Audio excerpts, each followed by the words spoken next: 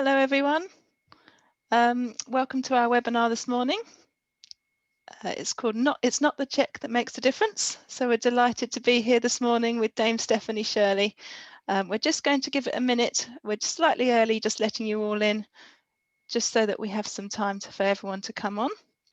Very happy 2021 to you all. Hope you all had a nice quiet Christmas and New Year. Certainly this team at Stakeholders have been very busy, and we're looking forward to a really fantastic year with lots of events lined up for you, and we couldn't be getting off to a better start than with our event this morning. So we'll just give it another 30 seconds. Just wait for a few more people to come in. I can see lots of you flooding in now, so that's really good.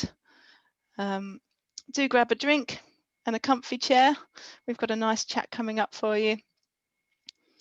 We'll just give it another 10 seconds or so as a few more people join us. But yes, do get comfy. The event this morning will last about 45 minutes. So we should be finishing about 11:45. Okay, I think we're ready to go. So without further ado, I'll hand over to my colleague, Megan Sneyman. She's our Venture Relations Manager here at Stakeholders. Megan, over to you. Thank you so much, Helen, and a very warm welcome to you all today. And if it's not too late to say it, a happy new year. As Helen mentioned, my name is Megan Sneyman and I'm the Venture Relations Manager at Stakeholders. And while we're now in the midst of a national lockdown, and I hope stress levels are not too high, today we are sharing some positivity with our esteemed guest, Dame Stephanie Shirley, Companion of Honor. A very warm welcome to you, Dame Stephanie. Thank you very much indeed, Megan. At the end of last year, we had a focus on female investors and entrepreneurs. Dame Stephanie, you seem to cover both of these categories with a career in IT and tech, beginning right back in 1962. You started what became Xansa all those years ago, and in 25 years as its chief executive, you developed it into a leading business technology group, went on to serve on a number of corporate boards, and became a dedicated philanthropist. It would be impossible to list all of your achievements, as I'm keen to get stuck in and chatting with you. But to set the scene and how you came to be a philanthropist, could you tell us a bit more about your story, including how you came to be known as Steve? Right. Well, it's a long story, fairly obviously. I'm 86 years old, still going strong, at least I hope so. It started very badly in my life because I was a Jewish child in Nazi Europe and arrived in this country as an unaccompanied child refugee on what's called the Kindertransport. And it was very successful, nothing really went wrong. I went to super foster parents in the Midlands of England, but it was a new family, new food, new nationality, new language, everything. And somehow that is very important to me today because I determined to make mine a life that was worth saving. And it's an odd thing for a child to do, but everyone was saying, aren't you lucky? Aren't you lucky to be saved? It's not a really healthy thing to say to children. But it has driven my life. And so I always talk about it because it helps other immigrants and refugees to realize that they can actually make a success in their new country. And I love this country with a passion that perhaps only someone who has lost their human rights can feel. But I was a very studious child. I knew I had to do well at school in order to get anywhere, that education was really the way out of poverty. And I studied for 6 years at evening classes, working during the day as a sort of mathematical clerk in the scientific civil service.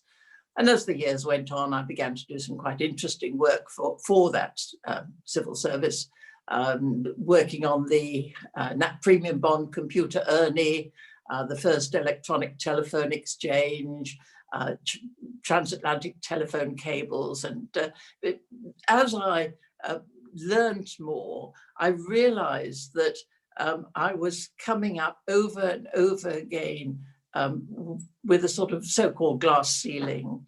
and became somewhat assertive. I mean, at that time, there were sort of two pay scales that went by age, one for men and one lower for women. And this really began to irritate me. And that has become a motivator. I'd been patronized as a Jew, and I wasn't going to be patronized as a woman. So what I've done really is social enterprises. I never set out to make money, though I have made serious money in the long term. It was very much, I wanted to make a difference in the world. I wanted to get women professionally accepted in the workforce. This was my driving initiative. And post-retirement, I've also set up 4 charities and taken each of those to sustainability. Because what I think entrepreneurs have to do is not just start things, but actually get them to a sustainable level and then step back and let others more competent to run established businesses take it forward. Is that an acceptable summary for you, Megan? It's acceptable, I'd say. Very impressive, a fantastic summary. And I'd love you to tell me more about Steve as well, because people call you Steve. Well, when I started in business, girls at that time didn't have a modicum of commercial training whatsoever. And I really expected the world to be to path to my door because I was clever, I was offering software services, which at that time were given away free with the hardware. So I was pretty optimistic. And what I did was look for advertisements in the general press for people searching for programmers. And I would write very carefully, beautifully typed letters before the days of email, saying, I'm not applying for the job, but I can provide programming services for you. I can get the programming done for you. And these went out at about 10, 12 a week to when I'd done the research and so on. And effectively, Megan, really got no reply whatsoever. They were ignored. And my dear husband, now over 60 years, suggested that I use the family nickname, not of Stephanie, but of Steve. And so I changed my mode of writing, the same letters to the same sort of people, but signed off as not Stephanie Shirley, that double feminine, but Steve Shirley. And surprise, surprise, I began to get some responses, I began to get some interviews, and I think I had a good story to tell. I began to get some work. So I've been Steve ever since. My goodness, isn't that incredible? And adaptation, right? Isn't that one of well, you know, if you can't go through an open door, you have to sort of climb over, under, through, tunnel underneath. You've got to find a way through. And there usually is a solution. And if not, you have to find new markets. Incredible. So resilient. Let's get into the questions. I'd love to get into this. It's really meaty. Tech and IT is an exciting space to work in, but what initially attracted you to it? Oh, well, I was going to be the world's greatest mathematician and solve something called Fermat's last theorem, which is the pure mathematical thing, which I don't even understand the problem anymore. But it took other people 40 years to solve that. And when I started serious work, I realized I was not going to be able, I didn't have it in me to do that pure mathematics. But I was lucky because the computer industry was just starting and you needed mathematics for computing in the early days. And so I changed to computing, as we called it then, rather than IT. And it was like falling in love again. I could not believe that my job should be so exciting, that I should be paid so well for doing something that I enjoyed so much. And in the very early days, there were quite a lot of women in the industry, and I think that helped as well. Absolutely. You're incredibly proficient in building strong teams. What do you look for when you're employing someone, or how do you know that they're the right fit? I was with one of my charities recently, and they used the term value recruitment. And I always pick up things if I can't understand them. And I said, what's that? What does that mean? And they sort of said it was not, my generation used to recruit against a job specification and a qualification list. And they were recruiting by values. And I suddenly realized that that's what I've always done. I've chosen people, yes, of intelligence, perhaps, that one could see doing a professional work, but they could be just A-levels and ambitious, but their values. Did they have the work ethic? Could they work well in teams? Could they communicate what they were doing? Did they want to do this, or was it just the only thing that they could get? I want people who can support me, whom I can support, who are egalitarian, who are prepared to sort of stick at it, because certainly IT is quite stressful at times. The project lengths, you know, you can go on for weeks or months, occasionally years, and you've got to stick with it. And that stickability is people tend to forget it. So I think the values are human values that I'm talking about. I can teach skills that I can get team members who need skills. They can learn that from me or from other people. But you can't teach values once you're a sort of a mature adult. I think they're fairly stuck. I call myself a workaholic. I love work. That's what I do. I'm told by my younger colleagues that this is no longer a fashionable word to use, that everybody else is much more interested in flexibility and agility and so on. But I really can't think of, you know, work to me is not just something I do when I'd rather be doing something else. This is what I want to do. Amazing to have found that passion and to be able to harness it so well.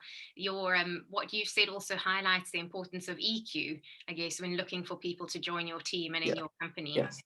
Yes. So Steve, what was your management and leadership style as a business owner, and did it change as your business grew? Oh yes, it changed a great deal. I started off really sort of telling people what to do. And soon learned that didn't work at all. And I really had to listen hard to what people were telling me or what the customers were telling me. I also started off chasing after everything. And that's not a bad thing to do when you've got the capacity, because you find other little pockets of market that you think, gosh, I could do that as well. Whether that links with that. Although everybody else always talks about focus, I always used to analyze the requests for work that came into us that we couldn't handle. And it soon became obvious that there were other areas that we could easily get into. My management style then began to be described as matriarchal, and they were not being polite. They thought it was very nasty to work as a matriarch. But I do look after my staff. In the early days, I knew which family had chicken pox, which family had measles. It was a question of teamwork to the extreme. It was, I'll help you this morning, Megan, and this afternoon I may be coming to you or several other people for help with what I'm doing. And as long as we have that joint desire to get the very best work done between us, it's great. As the company grew, and I must say, the more successful it was, the less I enjoyed it. But as the company grew, my style changed to a very corporate style. I was spending a lot of time with advisors and bankers and you know, going through the quarterly results and so And I don't think ever I made a good corporate person. I became a good figurehead for the company. And that's largely what I did in the later years. What I didn't enjoy was acting as the sort of role of last resistance when there were disputes and so on. People would ask Steve to come and help. I didn't really like that role. So it varied a great deal. But as with everything else, you have to stick with it. And I did, and my memories of it are great. It's 40 years or something I was with that company. I found it difficult when I eventually managed succession. That took me 11 years and 3 attempts to get succession successfully done. And so that's you can see how important that is for entrepreneurs to know that they do have to back away and at the same time can be responsible for, with the board, of course, selecting a suitable successor and training them and then standing back and letting them get on with it. I am honoured for having managed succession successfully, but I did not enjoy it. I did not find it easy. I found it quite painful and nasty at times, but I've done it. And of course, that leaves you free to do other things. And I've become a philanthropist, merchant, philanthropic, venture philanthropy is what I do really. I still start new things. Incredible. It seems that that's just in you, that entrepreneurial spirit and that, you know, the way you manage to adapt and change over time. How has the landscape changed for female entrepreneurs? Well, my generation of women, and I was not alone, of course, and we used to get together the top woman in computing, which was me, and then the top woman in law and the top civil servant, and we would sort of be a very nice network helping each other as women, as senior women with a bit of power already. But we were really battling against legal restrictions. The law at that time meant that I could write software for the stock exchange, and we did big stuff, but I couldn't work on the stock exchange. Women couldn't drive a bus, women couldn't fly an airplane. I couldn't even open the company's bank account without my husband's authorization. So it was really women as second-class citizens. Now today all that has gone, and in a sense it's easier, but the cultural difficulties remain, or some cultural difficulties remain. And they are more difficult to address because you can't grasp them, you can't enforce them. Building a good culture, whether it be as an entrepreneur, and I mean, I could talk for ages about how important values and culture are when you set up an organization, because the founders set it up. They set up that culture for many, many years. It's amazingly resilient. And after 40 years, I can still see aspects of my culture, very personal things that I've written in the company that took over mine. So it's quite, I've forgotten your question. What were we talking about? We were talking about that landscape for female entrepreneurs. Yes. You were saying there are things that are definitely easier, but there are still challenges that need to be addressed. And you talked about the values, and it seems like entrepreneurs, male or female, need to take the time to delve into the values, the values of the organization, to set it up for success in that regard. Yeah. Nowadays, companies do talk about their mission. What are we here for? And it's not just for the bottom line. We set up what we called a charter. And as far as I knew, it was an original concept that really spelt out what it was we were trying to do for women, for generally, for the industry, for my country. And that took us 18 months to write. and too professional rewrites to make it look slick. That really, what leaders are doing, and founders are leaders, and they are setting the tone for leaders. They're over and over again reinforcing what the organization is all about. Not in technical terms, but what sort of company it is, whether it wants to be the best but small, or the largest, or the most agile. That really has to be decided and talked about all the time. Yes, this might be more profitable. Is this in line with our mission? And that, I think, is a very important part of leadership. And it's something, I guess, that perhaps a lot of founders may not focus on in the beginning, because there are so many other boxes to tick and things to get right from a business perspective, isn't it? There were not enough hours in the day or days in the week, as far as I was concerned. Now, nowadays, companies start up with financing, which I wouldn't even have dreamed of asking for. I'm appalled, by the way, about how women have more difficulty in raising funds, because the ones that survive, the first wave of women that go through really have something special about them, I think. How can they really demonstrate their abilities, their ambitions, and not get stuck in this routine? Well, of course, she isn't childbearing years. Nobody says it, but they're thinking it all the time. And women do go on working, and my company was really intended for women to go on working after they had a family. And we worked from home.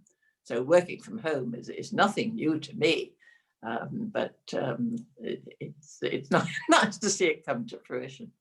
We've had more changes as regards information technology in the last year, in 2020, than we've had in the previous 10 years. Necessity has really moved us forward from the technical point of view. So there are lots and lots of opportunities to really leverage today's problems into successful businesses. So, Steve, let's talk about the philanthropy then. As a philanthropist, how actively involved are you with the business? Do you have a say where money is spent, what direction the charity or the business should move in? What is your level of involvement?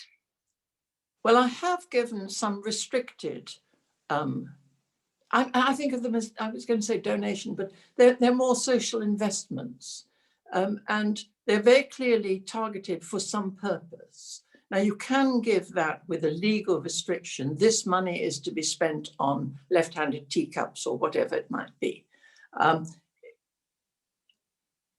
history has shown me that this can be debilitating for the recipient charity, because they get stuck there. The needs have changed, and the charity is now committed to horse troughs in the City of London, which have now all been turned into flower beds and stuff like that. So I've never made any of my social investments as a legal restricting. They go accompanied with a fairly formal short letter saying that this is given in order to make such and such happen, and finishes off quite. I'm already sort of, if I'm going to fund something, it has to be part of the team, and I will sort of say, come back if you need anything else, because I don't like in any way just giving without involvement. I don't get involved on the board. I don't take a board position. Many philanthropists do, and in the States, it is the norm for major donors to serve on the board. They can keep an eye on what's happening to the money and so on, but we don't do that a lot in the UK. I don't get involved. I set up, I suppose, the first board of trustees because there's nobody else. I, with that group, would set up the chief executive. What else do I do? I think I've become a sort of, not the friendly critical friend, which is what a non-executive director does, but rather more than, maybe it's more this sort of matriarchal thing. I'm clearly interested, I'm clearly involved. The big things that I can do for charities that I've set up or projects that I've supported is to make introductions, to publicize. I mean, I've just given a very small donation to the National Museum of Computing, and along with that, I'm prepared to help them with their PR and so on. And that's really much more valuable than the bit of money that I put in there. That's what they... I think my contacts now, I've been around a long time, are considerable. Most of the charities I take regular, not regular, but I introduce other potential donors. I introduce consultants that I think might be useful, but I never really follow up. Do they use them or not? I've made the introduction, and sometimes they do, sometimes they don't. So it's a bit like a merchant banker, I suppose. It's the nearest I can get. That's why I call it venture philanthropy. Yes, right.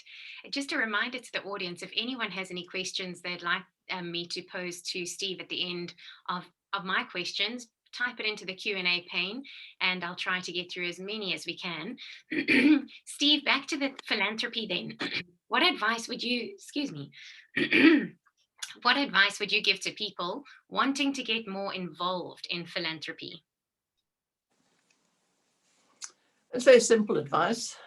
Start small, start local, start with, if you're interested in the elderly, just support a local care home that you can see every day as you walk to the station, and see how it goes. How much do you enjoy it? Would you want to do that more? Would you want to do it bigger? Would you want to do something completely different?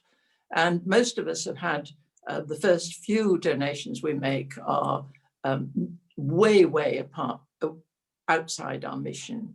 The first one I did, I'm almost ashamed to tell it, I supported a debating society in Bermuda. And, this is for children. I didn't really know much about Bermuda. I don't know anything about debating, but I supported it because it was being run by an ex-colleague of mine, and I knew she was efficient and she was honest and it was worth doing. And she would inform me. Yes, that's the other thing that I really like. I like regular updates. How are things going? In the COVID, I mean, people are ringing, just to say we employ a lot of people. The charities together employ 1,000 people. So the staff sicknesses, as well as other problems. But yeah. Thank you. I like that. Start small, start local. Excellent advice for people wanting to get involved. Yeah, the other thing is to do something that you're interested in, something that you know about and you care about. It's no good, as I say, for me to do that. It's ridiculous. And so after a few months, I worked out a mission. I was going to do projects that were researchified, that were not just more of the same, no matter how worthy, but they were going to be new things, they were going to be disruptive things, because that's the way I think, I suppose. And they were going to be things that were really made a strategic difference.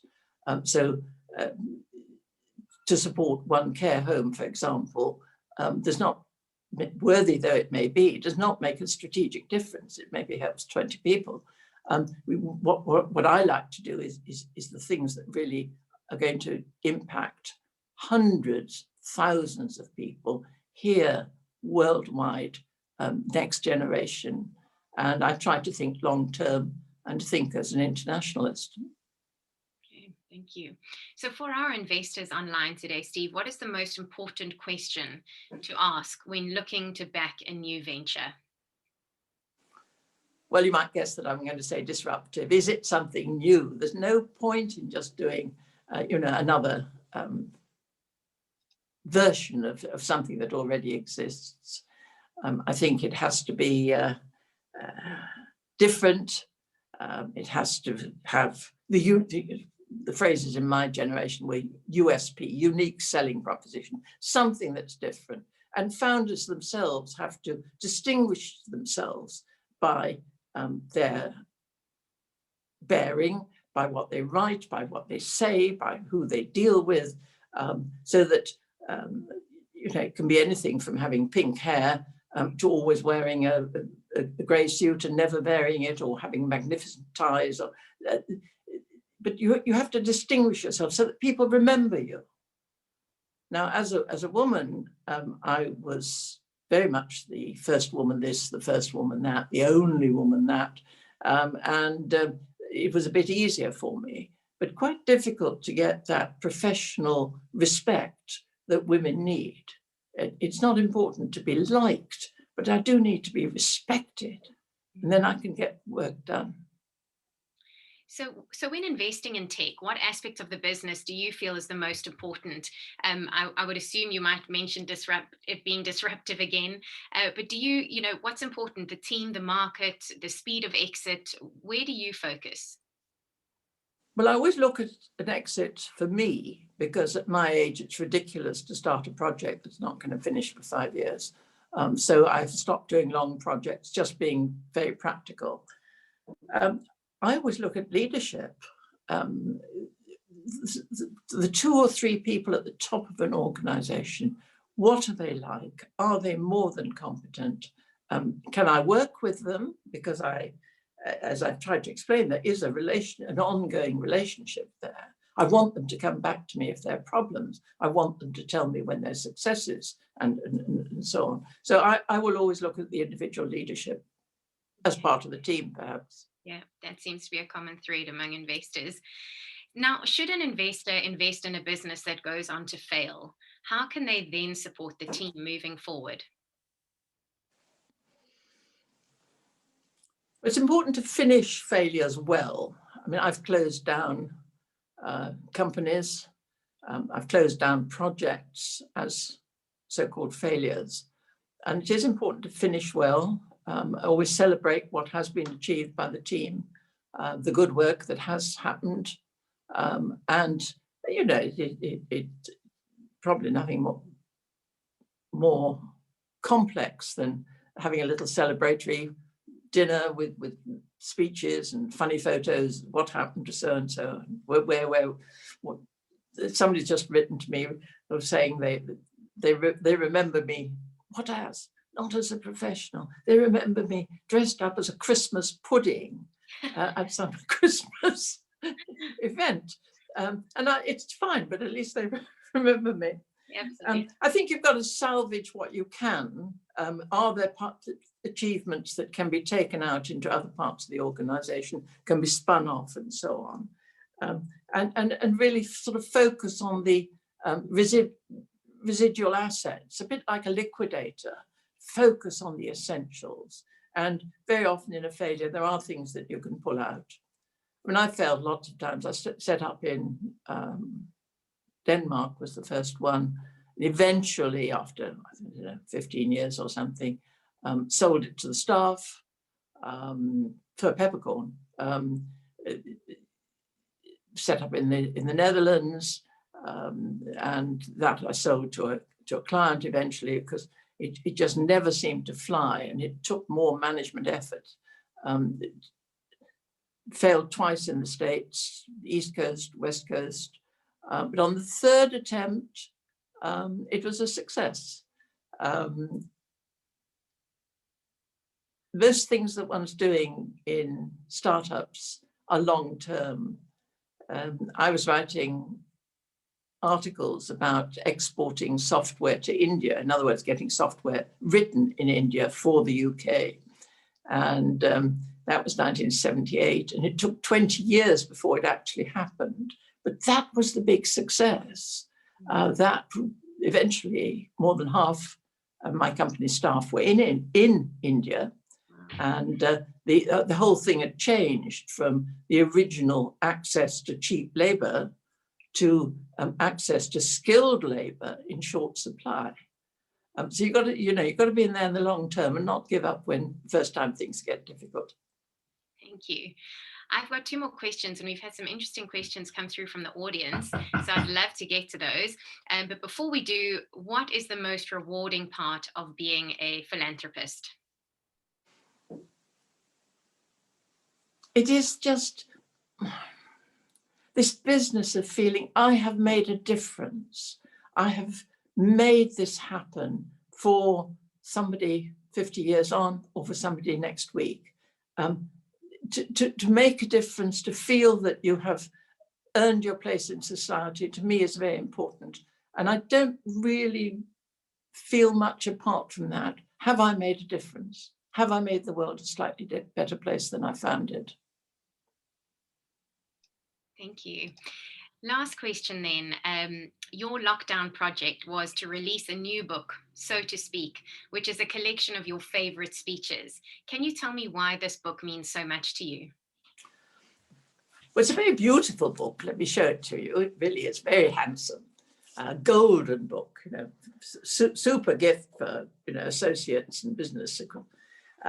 But it encapsulates so much of what I've done over the last 40 years, when I've been speaking internationally in the States, or in a little chapel in Oxford, or talking about philanthropy, or building a woman's company, or women in society generally. It's not a memoir, but when I got them all together, I realized how much of my life and personality are in that book. And of course, it was my lockdown project. What would I have been doing all that time if I hadn't been beavering away on that? It sounds truly fascinating. Thank you, Steve. We've got some really interesting questions that have come through from the audience. So I'm going to delve right into them. What advice would you give entrepreneurs as we enter 2021?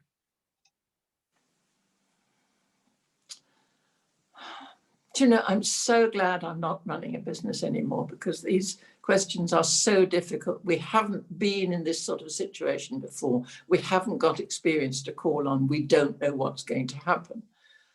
So what advice would I really give? I think to look at some of the supply chains. I was absolutely horrified how few organizations, small organizations I'm talking about, had any reserves whatsoever. And so they were so vulnerable to changes. And I think I would determine that any organization I was involved in built up reserves. Established companies have 6 months wages reserves. Perhaps that's a bit generous for a startup, but without that, the whole emphasis then becomes on money, money, money, because you're on the survival track. I think the quality of people is still important. I think flexibility, the use of, I used to use 0-hour contracts. I know they're very unpopular, but for certain jobs, they're just what's required by everybody. And I suppose listen. I'm a scientist. I do something. If it works, I do more of it. If it doesn't, I try something else. And I think new organizations need to get back on that simple thing. Let's try it and pull out fast if it doesn't work. Thank you. We've got another question here. Someone says, I have followed your career for many years, and thank you so much for speaking today. How do you suggest we get more girls at school to become interested in technology?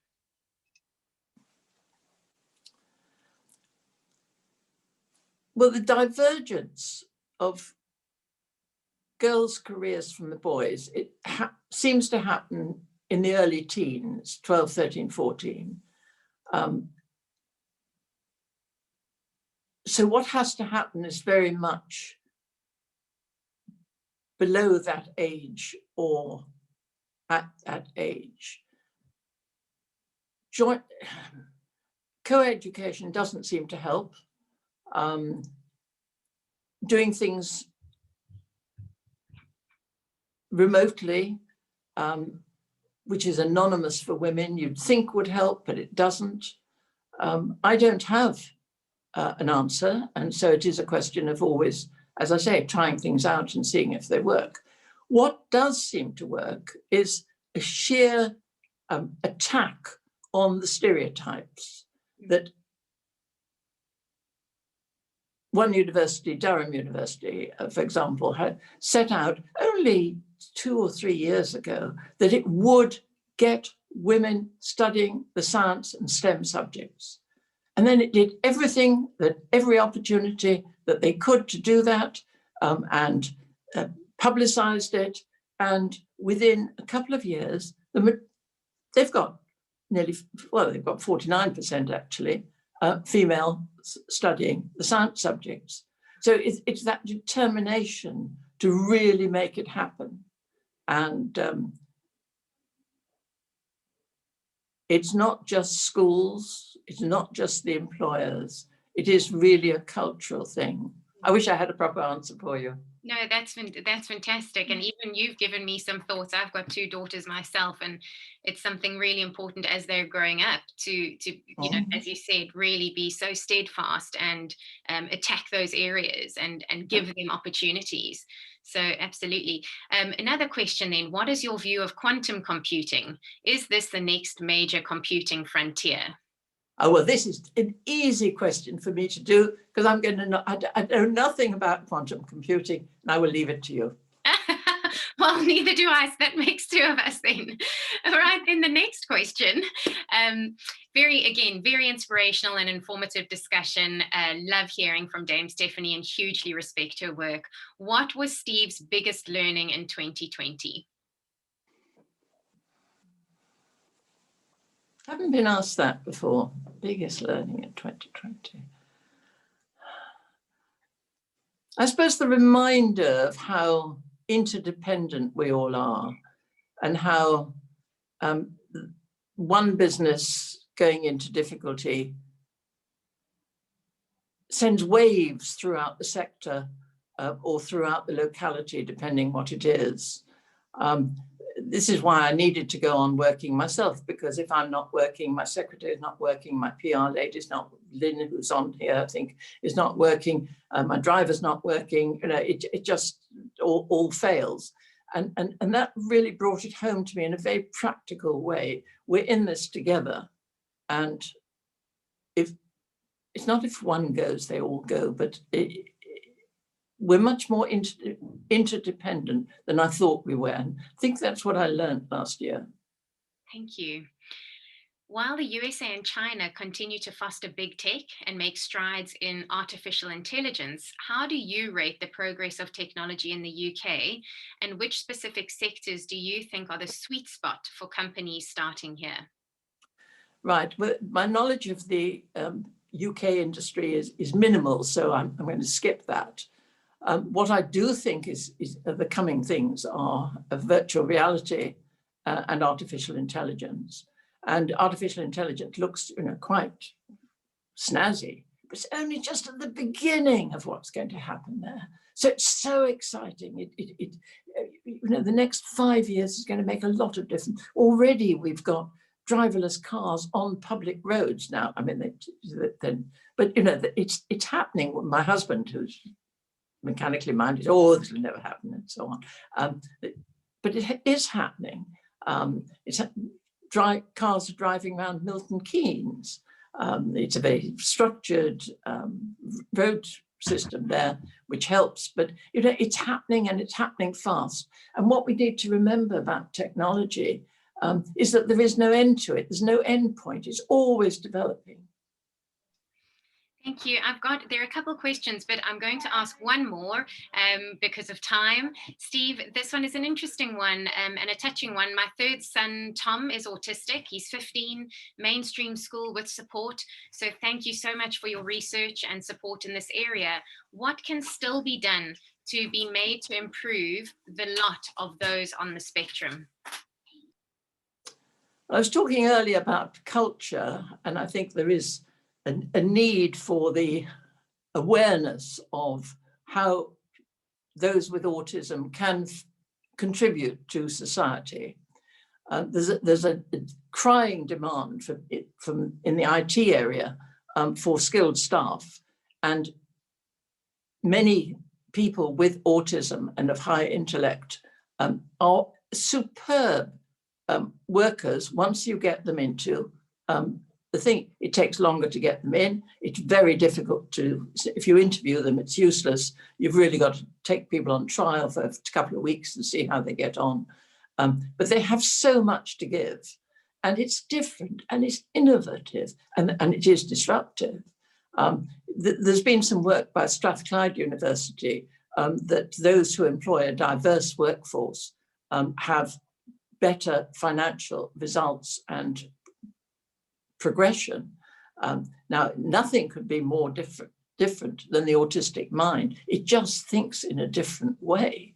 And it's fascinating the solutions that they come up with, but they are difficult to employ. And I think there's a big opening there for young people, especially just starting in work. And I hope this might be something for your son. Thank you so much, Steve. My goodness, thank you for giving us your time today. You are an absolute inspiration for not only everyone who's been watching you today, but for so many people around the world. And it has been such a privilege to have you online with us today and to give up your time. So thank you. We truly appreciate it. My pleasure. For those online, you'll receive an email tomorrow with details on how to obtain a copy of So to Speak, the book which Steve talked about earlier, and as well as Dame Stephanie's memoir called Let It Go, both of which are in aid of Autistica. The email will also highlight a number of other events this month. The first on the 20th, showcasing one of our newest InsurTech ventures, Brisk, and putting their executive team in the spotlight. And then later on the 29th, we're joined by Lisa Ventura, founder and CEO of the UK Cybersecurity Association, talking about how to protect small businesses. As we close this event, you will get an access to a survey, and we would truly appreciate your time in filling out the survey. All of our webinars can be found on the events section of our website, stakeholderswithaz.com. So go and take a look at them. And thank you all for joining us today. And Steve, once again, thank you for joining us. Please stay safe, everyone. And we look forward to seeing you online again very soon.